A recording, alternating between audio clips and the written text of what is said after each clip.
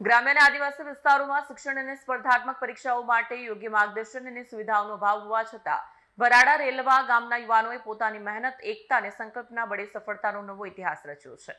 વિશ્વ આદિવાસી દિનના પાવન અવસર પર શરૂ કરાયેલી નવનિર્માણ લાઇબ્રેરી આજે અનેક યુવાનોના સપનાઓને સાકાર કરતું પ્રેરણાનું કેન્દ્ર બની ગઈ છે.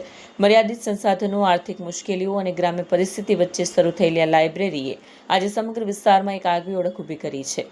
અહીં અભ્યાસ કરનાર નીરવ વસાવા, નિખિલ વસાવા અને પ્રકાશ વસાવાએ સતત મહેનત અને નિયમિત તૈયારી, અડગ સંઘર્ષના બળે રેવન્યુ તલાટી તરીકે નિમણૂક મેળવી ગામ તેમજ સમગ્ર સમાજનું ગૌરવ વધાર્યું છે. નવનિર્માણ લાઇબ્રેરીની વધુ એક નોંધપાત્ર સિદ્ધિ એ છે કે અહીંના 28 વિદ્યાર્થીઓ પોલીસ કોન્સ્ટેબલ ભરતીની શારીરિક પરીક્ષામાં સફળ થયા છે.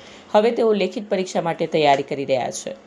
આ સિદ્ધિ માત્ર વિદ્યાર્થીઓ માટે જ નહીં પરંતુ સમગ્ર આદિવાસી સમાજ માટે ગૌરવ અને પ્રેરણાનો વિષય બની છે. યુવાનો માટે પ્રેરણાનું પ્રતીક નવનિર્માણ લાઇબ્રેરી સાબિત કર્યું છે કે જો ઈચ્છાશક્તિ મજબૂત હોય તો મર્યાદિત સંસાધનો પણ સફળતાના માર્ગમાં અવરોધ નથી બનતા. ભરાડા રેલવેના યુવાનોના આ સફળતા સમગ્ર નર્મદા જિલ્લામાં શિક્ષણ અને સ્પર્ધાત્મક પરીક્ષાઓ માટે નવી આશા અને પ્રેરણા જગાવી રહી છે. વિડીયો જર્નાલિસ્ટ સજ્જન વસાવા સાથે સત્ય ટીવી ન્યૂઝ, ડેડિયાપાડા.